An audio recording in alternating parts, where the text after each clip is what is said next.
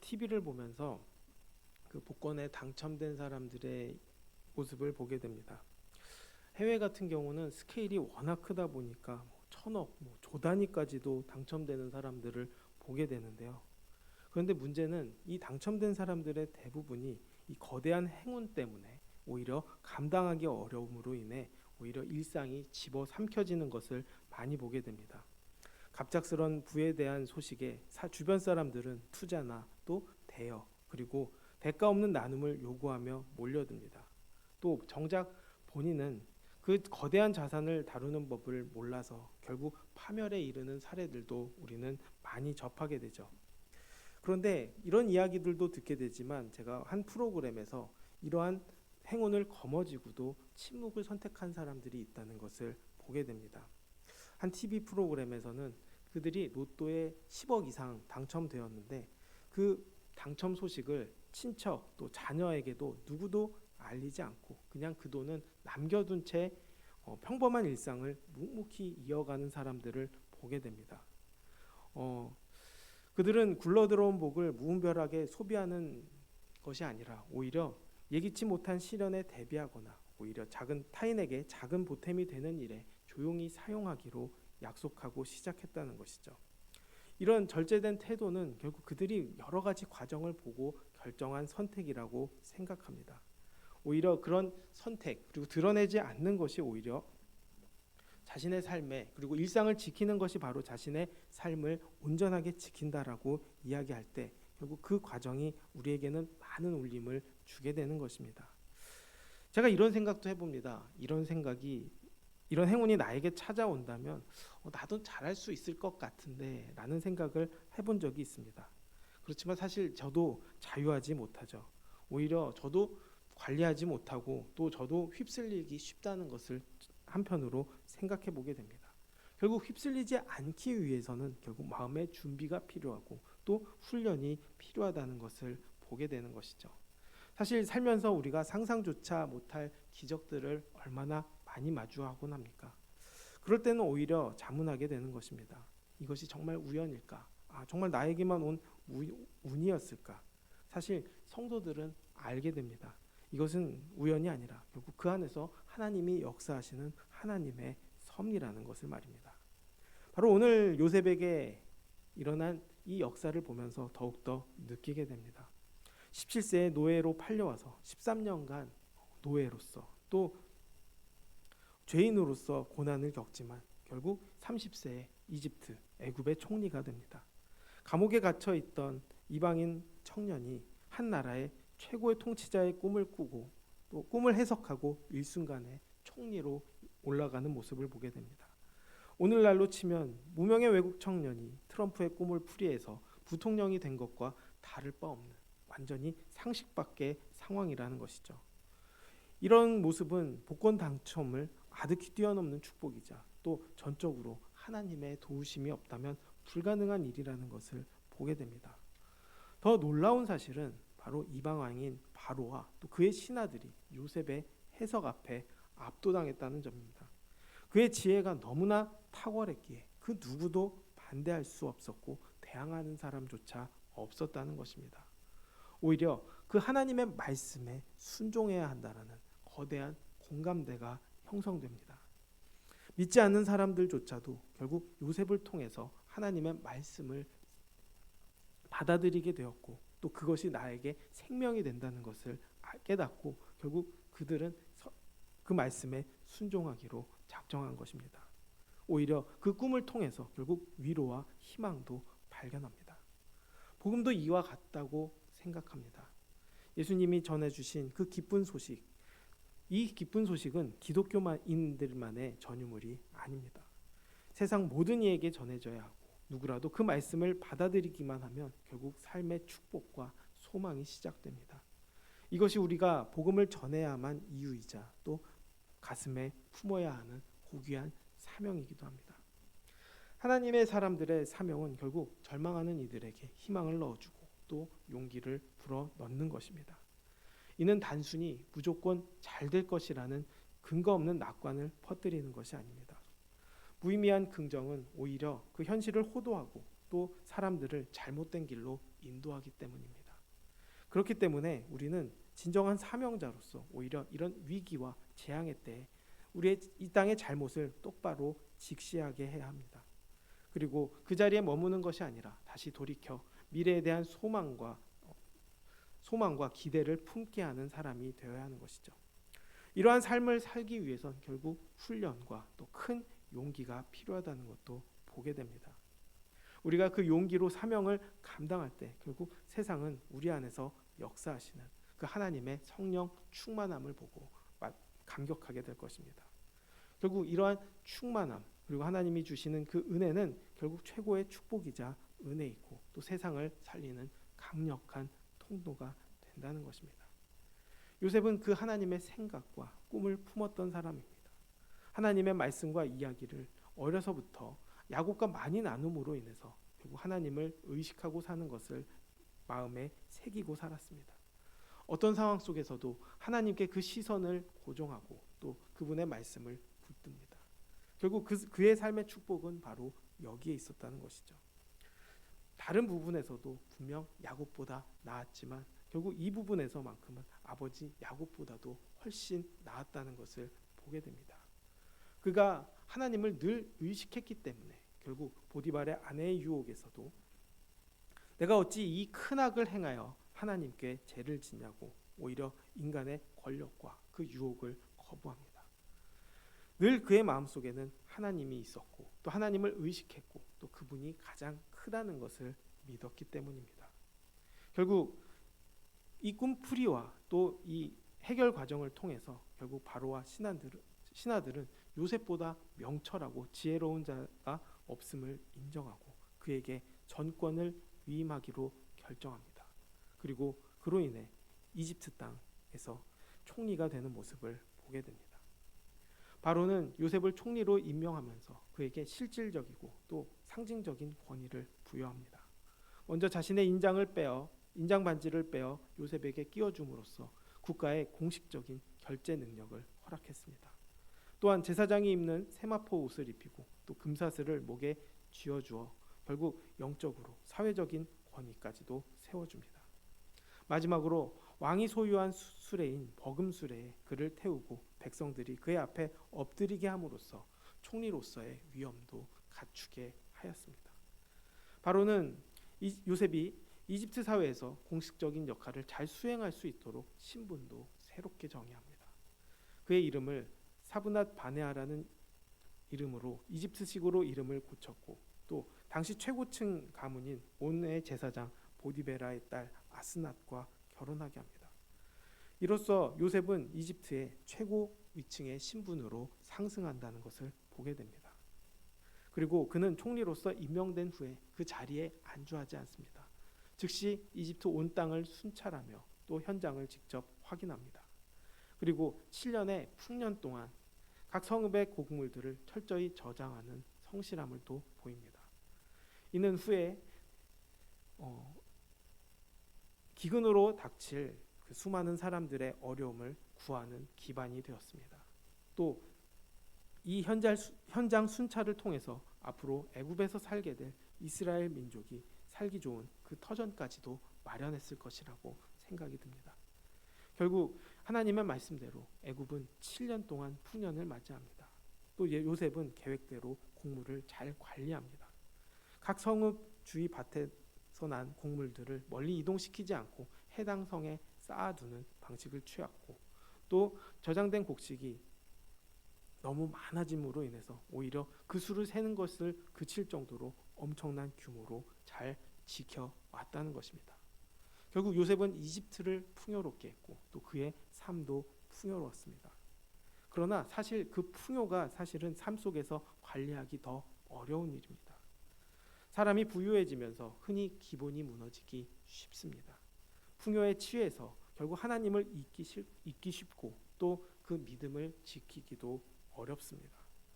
풍년의 기간 동안 요셉은 승승장구하는 모든 상황을 보게 됩니다. 그러나 믿음을 지키기에는 정말 어려운 순간들도 많다는 것을 보게 됩니다. 제가 요셉을 대단하게 생각하는 이유가 바로 여기에 있습니다. 7년의 풍년 기간 동안 교만해지지 않고 늘 하나님께 시선을 고정했다는 것입니다. 그리고 다가올 흉년을 묵묵하게 준비했습니다.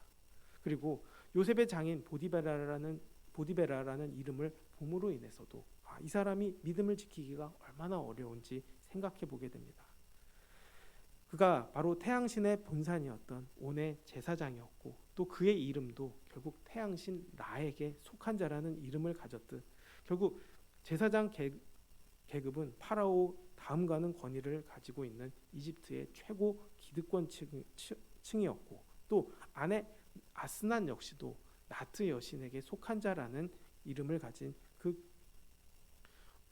가문 속에서도 쓰임받는 외동딸이었습니다. 그러나 그들이 추구하는 것은 결국 라였고 나트였다는 것을 보게 됩니다. 사실 히브리 출신인 노예 출신인 요셉이 이런 가문과 혼인을 맺었다는 것 역시 그에게 이집트 사회에서는 그의 위상이 얼마나 높았는지 또 절대적이었는지 보여주는 명백한 증거입니다. 또 요셉은 이집트 최상류층의 이너서클에 완전히 편입시키려 했던 바로의 치밀한 배려도 보게 됩니다. 그러나 영적인 관점에서 보면 결국 이러한 화려한 배경이 결국 요셉의 삶 속에서는 오히려 가장 큰 시험대가 아니었을까 생각합니다. 요셉은 이집트 총리라는 공직을 수행하지만 또 제사장의 사위이기도 했습니다. 그리고 그 나라 질서에 묻어들어가야 하는 상황에 놓였고 또 이방 신상을 섬기는 가문의 일원이 됨으로써 그 문화와 신앙 속에 동화되지 않고서는 살 수 없는 상황에서 그 자기의 신앙을 지켜내는 것은 오히려 심리적으로 또 영적으로 긴장감을 겪을 수밖에 없는 상황이었을 것입니다. 이렇게 신앙의 이름으로 가득한 가문의 일원이 됨으로써 정체성을 위협받았지만 끝까지 믿음을 지켜내려고 노력했다는 것입니다.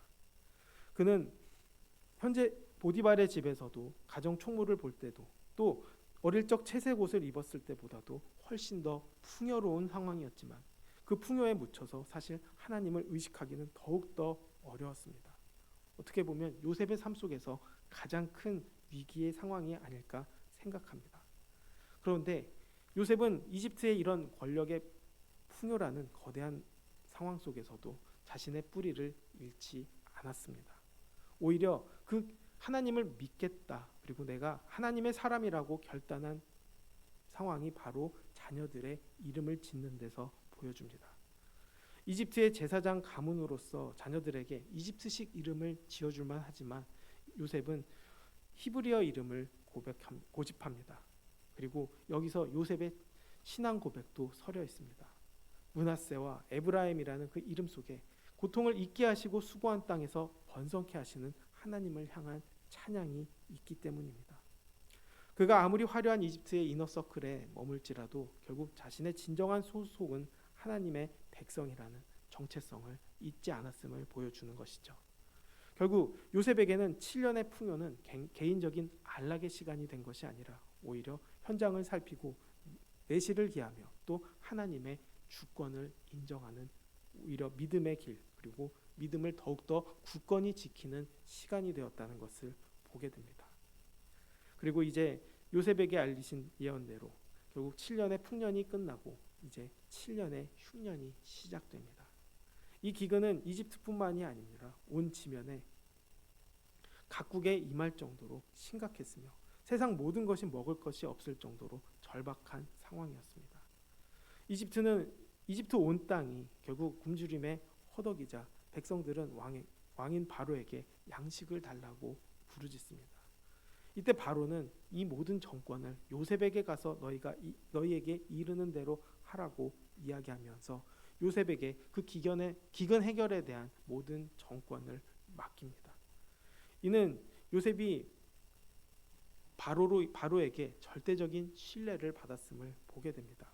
그리고 요셉은 기근이 심해지자 결국 풍년에 준비해 두었던 창고를 열어 곡식들을 백성들에게 팔기 시작합니다. 요셉은 여기서도 곡식을 그냥 배급하지 않습니다. 또 무상으로 나눠주지 않습니다. 오히려 판매합니다. 여기서 우리의 삶을 보게 됩니다. 그냥 무상으로 나누어 주는 것이 좋은 것이 결코 아니라는 것을 보여주는 것이죠. 그 가치를 오히려 알게 하는 것이 중요하다는 것을 보게 됩니다. 경제적으로도 중요하지만 한편으로 정치적 그리고 정신적으로도 굉장히 중요한 결정임을 보게 되는 것이죠.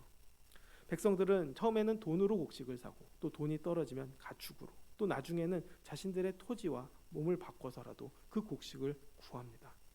이를 통해 이집트의 모든 토지와 자산이 파라오에게 귀속되고 오히려 더욱더 강력한 중앙 집권 체제를 완성시킵니다. 또 곡식을 주는 대신 토지를 빌려주고 또 수확량의 5분의 1을 세금으로 내게 하는 법도 만듭니다. 당시의 기준으로는 매우 합리적인 세율이었고 또 국가로서는 안정적인 재정 기반을 닦게 되는 것이죠. 이집트뿐만 아니라 사실 모든 주변의 각국 백성들도 양식을 사기 위해서 요셉에게로 몰려드는 과정을 보게 됩니다. 바로 입장에서는 얼마나 좋았을까요? 결국 요셉을 절대적으로 신뢰할 수밖에 없었습니다. 그러나 요셉이 곡식을 판 이유는 결국 그 역시도 굶주린 자를 살리기 위함이었고 또 정치적으로는 이집트의 국력을 극대화하기 위함이었으며 또 영적으로는 아버지와 형들 그리고 형들의 가족들을 살리기 위함이었습니다. 결국 하나님의 백성들을 보존하고 또 이집트에 넘어온 세상 사람들의 생명을 살리는 통로가 되었다는 것이죠. 결국 복음을 전파하는 과정도 마찬가지입니다.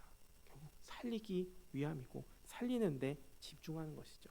여기에 집중했을 때 다른 것들도 부수적으로 따라오지만 결국 하나님을 바라볼 수 있는 그 삶이 더욱더 중요하게 여길 수 있는 삶을 살아내게 되는 것이죠. 이를 통해서 결국 하나님의 목적도 보게 됩니다. 결국 하나님의 목적은 요셉을 통해서 사람을 살리시는 것이죠. 요셉에게는 그 흉년이 위기가 아닙니다. 오히려 13년의 고난과 7년의 준비를 통해 오히려 생명 구원이라는 하나님의 쓰임을 받게 되어 인생 사역이 되었다는 것을 알게 되는 것이죠. 총리로서의 삶을 취하는 것이 아니라 오히려 하나님의 자녀로서 또 하나님이 주신 메신저로서 살아가는데 더 집중했다는 것을 보게 됩니다. 결국 그 고난의 과정 속에서 오히려 하나님의 때 또 하나님의 뜻에 합당하게 살리는 일에 집중하는 요셉을 보게 되는 것이죠. 결국 우리의 삶 속의 행운은 결국 그 안에 하나님의 역사가 있다는 것을 기억해야 되며 또 준비된 자로서 살지 않고 또 거기에 취해 산다면 무너질 수밖에 없지만 결국 집중해서 산다면 하나님께 집중하고 겸손히 믿음으로 묵묵히 나아간다면 결국 누군가를 살리는 축복이 된다는 것을 기억해야 하는 것입니다. 결국 우리의 삶 속에 우리의 가치는 어디에 있습니까? 살리는 데 있습니까? 아니면 내가 취하는 데 있습니까? 결국 이 두 가지만 남을 때 우리는 어떤 선택을 해야 할지 기억해야 합니다. 요셉의 인생은 결국 우리에게 이야기합니다. 성공의 본질은 결국 소유가 아니라 누군가를 살리는 통로가 되는 것에 있음을 이야기하는 것이죠. 결국 그 삶이 우리의 삶이 되기를 원합니다. 또 우리가 추구하는 과정이 되기를 원합니다. 결코 쉽지 않은 일입니다. 쉽지 않게 오히려 하나님께서 훈련시키고 그 훈련의 과정을 통해 사용하십니다. 우리가 아까 복권에 당첨된 사람들의 이야기를 보면서도 알게 됩니다. 갑작스러운 행운이 나에게 오히려 독이 될 수 있다는 것이죠. 오히려 그 갑작스러운 행운을 지배할 수 있을 때 그것이 온전히 쓰일 수 있다는 것을 보게 되는 것입니다. 결국 우리는 휩쓸리는 삶이 아니라 결국 주님이 주시는 그 무게에 줄을 붙잡고 흔들림 없이 사는 삶이 바로 믿음의 삶이라는 것입니다. 그 믿음의 삶을 살아가게 되기를 원합니다. 또 추구하게 되기를 원합니다. 결국 우리의 삶이 결국 그 복 그리고 사람을 살리는 축복의 통로가 되었다는 것을 기억하며 오늘 하루도 믿음으로 달려가는 우리 모두가 되기를 주님의 이름으로 축원합니다. 기도하겠습니다. 사랑과 은혜가 많으신 아버지, 이 요셉의 모습을 통해서 결국 하나님의 은혜를 보게 됩니다. 그가 어려운 과정을 겪었지만 결국 휩쓸리지 않는 믿음이 있었다는 것을 기억하게 하심에 감사합니다. 특별한 행운에 집중하는 것이 아니라 오히려 훈련을 통한 흔들리지 않는 굳건한 믿음을 세워주신 그 축복을 기억하게 하여 주시옵소서. 그리고 그 축복 가지고 주님의 뜻을 이루며 사람을 살리는데 집중하는 우리의 삶이 되게 도와주시옵소서. 풍요에 취하는 것이 아니라 오히려 믿음을 굳건히 지키는 삶을 살아내게 하여 주시옵시고 그 믿음으로 결국 하나님의 뜻이 이루어지는 놀라운 은혜를 우리를 통하여 역사하여 주시옵소서.